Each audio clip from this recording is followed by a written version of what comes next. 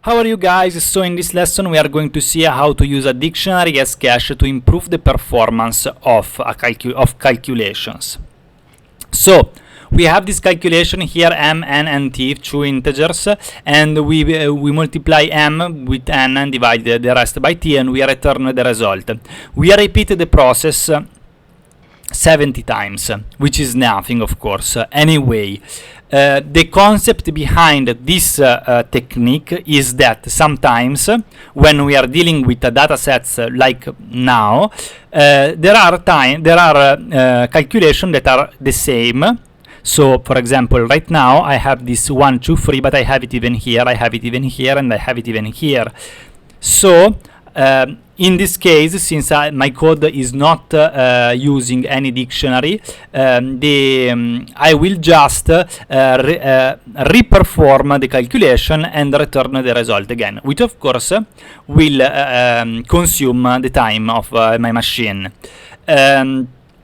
So the dictionary, this technique is meant like this. Once our program encounters a calculation, if the calculation is not present in the dictionary, in this sol cache dictionary, we are going to place it inside our dictionary, and then and that's it. Once it finds a calculation that is inside the dictionary, it doesn't do the calculation in itself, but it just returns the result that has already been calculated previously. That's it. What are the weak points of this process? When we are iterating on a small data set is useless. In fact, right now it's slowing down the process paradoxically, not improving the process, because we are just doing 70 calculations, not thousands. Second, it might be better to, if you already know that some calculations are already repeating themselves, then you definitely use this process. If you know that pretty much you will never do this kind of you will never repeat yourself, because you know the data set and you know that you are not going to repeat yourself, then don't use it. Sometimes if you know that the calculation that you're going to do is not 1 multiplied by 2 divided by 3, but maybe a more complicated task, a calculation that looks a little more complicated than these 3 letters, then maybe it's better to use a dictionary as cache, because you will be able to save the a result that your machine, to arrive to it takes time. Anyway, let's see the result, and then once you are using you are dealing with a data set and you want to improve your code, you have to use the time module. You give it a start time using time.performance counter, and at the end of the calculation you use an end time using time.performance, then you calculate the elapsed time. If the elapsed time of the dictionary as cache is minor than the one with a simple another technique or a simpler technique, then go with it. Otherwise, stick with what you're already doing. Okay. So, said this, let's start. I have the same code here, so I write the code here, and then we will be able to see the result, which unfortunately won't be an improvement right now. Anyway,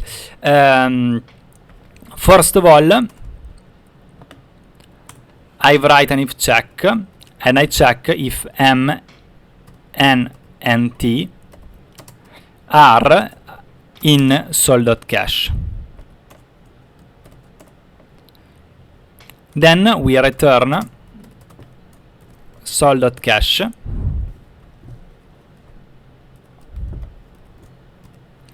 m, n, t. So we are returning the result that has already been saved inside our sol.cache, and that's it. Else,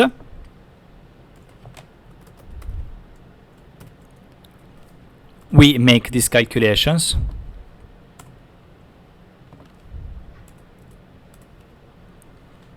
and before we return, we are going to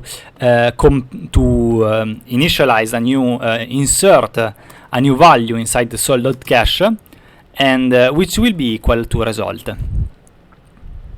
Okay, so done this, we can start our two calculations.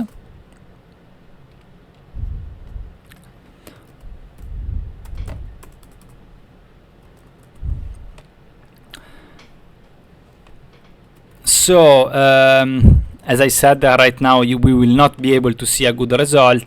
Up2.py takes 2 seconds, and up1, which is the one with the dictionary as cache, it takes 3 seconds, and I don't know how I printed hello. Anyway, as you can see, the result is not relevant right now, because as I said, the dataset is not suitable. Sometimes it is, and in that case,